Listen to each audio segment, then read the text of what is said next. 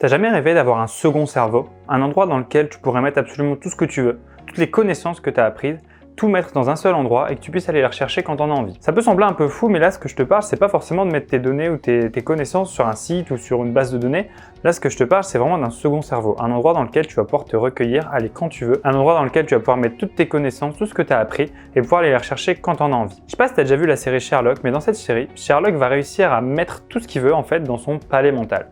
Son palais mental, ça va être le lieu où il va pouvoir aller quand il veut pour pouvoir aller prendre et mettre des connaissances quand il veut, où il veut. Et à partir de là, en fait, il n'a plus qu'à se reposer sur son second cerveau. Ce cerveau-là où il va pouvoir aller rechercher toutes les connaissances qu'il a mises dedans.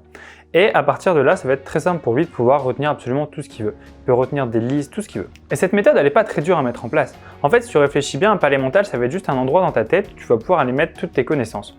Parce que là, la plupart du temps, quand tu essaies de retenir quelque chose, ce que tu fais, c'est que tu vas essayer de retenir par cœur, tu vas répéter les choses, tu vas les répéter jusqu'à ce que ça rentre.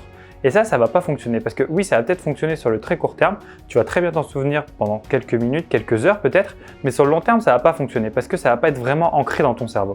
Tandis que quand tu utilises d'autres techniques, des méthodes, comme on a vu dans la précédente vidéo, et bien à partir de là, tu vas pouvoir beaucoup plus simplement retenir. Par contre, cette méthode du palais mental, pour pouvoir bien retenir, il faut d'abord que tu aies quelques prérequis. Ces prérequis, ça va être tout d'abord de savoir faire des images.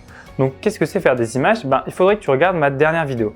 Ma dernière vidéo, ce que j'ai fait, c'est que je t'ai montré comment faire des associations imagées. Donc ces associations imagées, ça va te permettre quoi? Ça va te permettre tout simplement de transformer absolument n'importe quoi en une image. L'idée, ça va être de pouvoir transformer absolument n'importe quoi, donc ça peut être ton cours, des formules, tout ce que tu veux, des listes, tout ce que tu veux, ça va être de les transformer en images, en actions, en fait faire des petites histoires dans ta tête pour pouvoir les retenir plus simplement.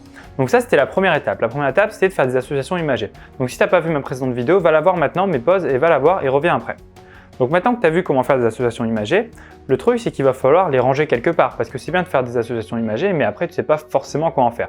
Bon déjà juste en faisant ça, déjà tu vas déjà bien mieux retenir, mais pour encore mieux retenir, le palais mental va te servir à ça. Donc le palais mental ça va te servir à ranger les données où tu veux, quand tu veux. Maintenant, comment faire pour mettre en place un palais mental? Donc le palais mental en fait, ça va être tout simplement un endroit où tu vas le balader dans ta tête. Ça peut être n'importe quoi, tu peux prendre n'importe quel lieu, n'importe quel endroit qui va te fasciner ou n'importe quoi, où tu vas pouvoir te balader mentalement. Donc il faut que ça soit quelque chose que tu connaisses parfaitement. Donc ça peut être ta maison. On peut commencer tout simplement par juste utiliser sa maison, son appartement, ce que tu veux. En fait, c'est un endroit où dès que tu fermes les yeux, tu vas réussir à te balader mentalement pour pouvoir retrouver et te balader dans cet endroit. Ça peut être n'importe quoi, ça peut même être le chemin que tu prends pour aller en cours, ça peut être le chemin pour aller à la boulangerie, au magasin, ou ce que tu veux. Ça peut même être quelque chose qui n'existe pas réellement. Par exemple, moi ce que j'avais déjà utilisé pour réviser mes concours, j'ai utilisé carrément tout le château de Poudlard. Bon, ça peut sembler être un très grand palais, mais tu verras qu'à force de t'entraîner, ça va être très facile de créer des plus grands palais. Donc au début, il vaut mieux essayer de commencer tout simplement. Donc tu vas essayer de prendre un lieu, un endroit, quelque chose que tu connais très bien, et tu vas essayer de t'y balader mentalement. Donc tu vas fermer les yeux, tu vas essayer de t'y balader, tu vas balader dedans, tu vas faire absolument tout ce que tu veux dedans. Donc tu vas traverser, tu peux même traverser les murs si tu veux, mais essaie de rester dans le cadre réel, c'est-à-dire que tu vas essayer de te balader comme si tu te baladais vraiment dedans. Sauf que ça va être mentalement.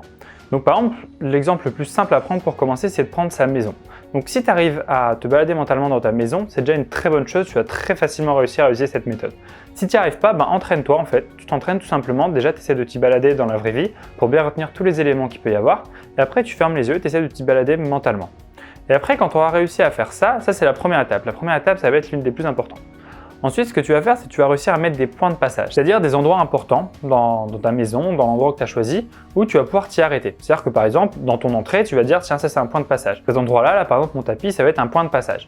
Et à chaque fois que tu vas voir un endroit qui va être un petit peu intéressant, tu vas dire tiens, ça peut être un point de passage.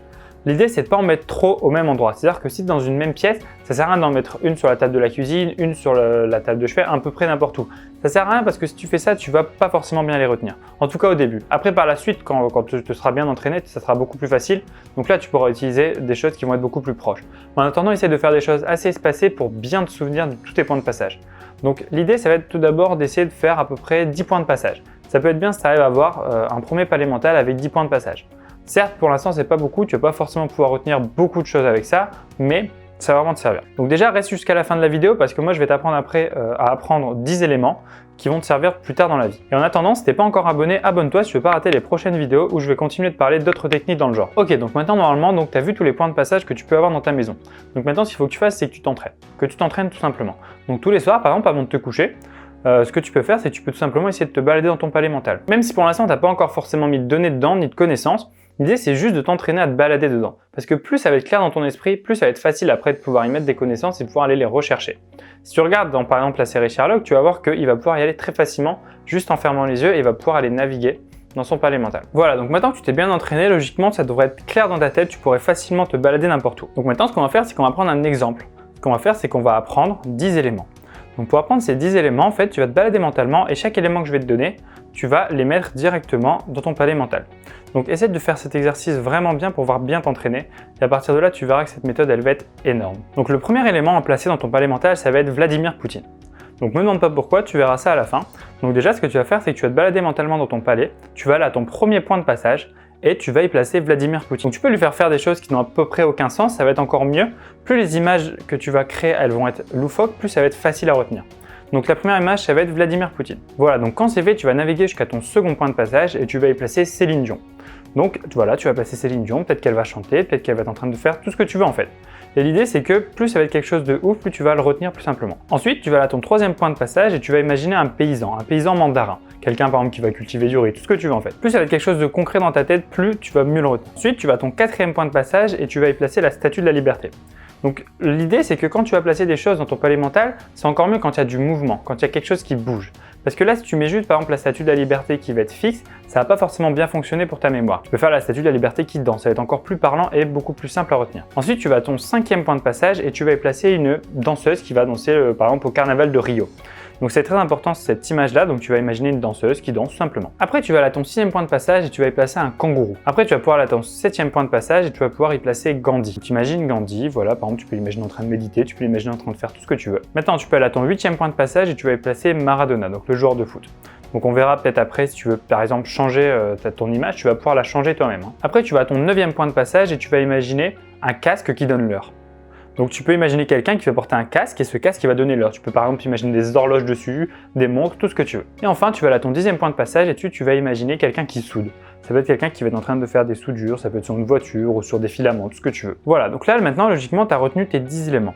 Donc pour bien les retenir, ce que tu fais c'est que tu repasses par ton palais mental plusieurs fois pour bien t'en souvenir. Voilà, donc maintenant essaye de t'en souvenir en naviguant dans ton palais mental. Donc tu peux le faire plusieurs fois, etc. Tu peux aller dans le sens inverse et tu peux essayer de retenir quel élément est à quelle place. Parce que maintenant tu sais où sont tes points de passage. Donc par exemple tu sais le huitième point de passage c'est où. Donc maintenant dans ta tête tu peux aller à ton huitième point de passage et savoir quel élément tu avais mis là. Voilà, donc bon, tout ce que je t'ai fait apprendre c'était pas non plus n'importe quoi. Là, si tu as bien réfléchi, je t'ai fait apprendre les 10 plus grands pays du monde. Donc là par exemple le premier c'était Vladimir Poutine, donc c'est en rapport avec la Russie. Le deuxième c'était Céline Dion, donc c'est le Canada, le deuxième plus grand pays du monde. Le troisième c'était un paysan mandarin, donc là tu vas imaginer c'est la Chine. Ensuite, c'était la Statue de la Liberté, donc ça représente les USA. Après, c'était une danseuse de carnaval, donc là c'était pour le Brésil. Puis après, tu avais le kangourou qui représente l'Australie, tu avais Gandhi qui représente l'Inde. Ensuite, tu as Maradona qui va représenter l'Argentine. Et après, tu as le casque qui donne l'heure, donc là c'est un petit peu compliqué, donc c'est casque qui donne le temps, Kazakhstan. Voilà, donc ça c'est une image que j'ai créée moi-même, donc après, forcément c'est une image qui est beaucoup plus forte pour toi, utilise-la plutôt que la mienne. Et enfin, le dernier, le soudeur, c'était pour le Soudan. Voilà. Donc là maintenant tu connais les 10 plus grands pays du monde. Voilà, donc tu peux retenir vraiment des listes de choses, tu peux absolument tout retenir. Et c'est ça qui est ouf avec cette méthode, c'est que tu peux vraiment l'utiliser pour tout. Les champions de mémorisation, ils l'utilisent énormément pour retenir plein de choses. Ça peut être des jeux de cartes, ça peut être des prénoms, ça peut être des noms, ça peut être des visages. Tu peux absolument tout retenir avec cette méthode. Si tu arrives à transformer tout ce que tu vas apprendre en images, tu peux absolument tout retenir. J'avais utilisé des images pour toutes mes formules de mathématiques et de physique et je les avais mis dans un palais mental, donc Poudlard. Parce que voilà, donc après, ce que tu peux faire, c'est que tu peux avoir une vraie version de ton palais mental. Ça peut être soit dans la vraie vie ou ça peut être quelque chose de complètement fictif. Moi, par exemple, j'avais utilisé Poudlard, donc j'avais utilisé Minecraft, donc un jeu, pour pouvoir y naviguer en fait. Donc j'avais une carte qui représentait Poudlard et je pouvais naviguer dedans pour bien me le représenter. Et tous les soirs, j'y allais dessus et je me naviguais, etc. pour pouvoir bien me souvenir de tous les recoins, de tous les chemins. Et ça marche très bien. Donc au début, commence pas avec des trucs énormes, mais par la suite, tu vas pouvoir utiliser et faire des palais beaucoup plus grands. Tu vas pouvoir même les lier entre eux, faire des chemins. C'est énorme en fait tout ce que tu peux faire. Mais commence tout petit, commence par exemple ta maison. Déjà, entraîne-toi juste tout simplement à faire ça et mets des petits éléments. Ça peut être des listes de courses, ça peut être tout ce que tu veux. Par exemple, une des techniques qui peut être utilisée par exemple dans des jeux, ça peut être utilisé dans le Burger Quiz. Je sais pas si tu connais le Burger Quiz, mais par exemple pour la dernière étape en fait où tu dois retenir une liste de choses, bah, tu peux t'imaginer en fait les choses et c'est comme ça par exemple que tu peux retenir facilement toutes les questions et revenir en arrière, de savoir exactement à quelle question tu étais Et je te jure, tu peux essayer en fait. Tu peux prendre les questions du Burger Quiz, tu demandes à quelqu'un de te les poser, et toi, ce que tu fais, c'est que tu vas placer des choses dans ton palais mental. Donc même si c'est des choses complètement abstraites, ça peut être le vrai ou faux, tu vas t'imaginer une image pour chaque truc, une image pour le vrai, une image pour le faux. Et après, tu vas le placer dans un palais mental. Voilà, donc cette méthode, elle est très puissante. Si tu arrives à la mettre en place, tu vas pouvoir retenir tout ce que tu veux. En plus, c'est super amusant parce que tu peux choisir absolument tout ce que tu veux comme palais mental. C'est pas forcément que ta maison, tu peux absolument tout choisir. Si par exemple tu es fan d'Harry Potter, tu peux utiliser Poudlard. Si tu es fan de Seigneur des Anneaux, tu peux aller utiliser tout le monde entier.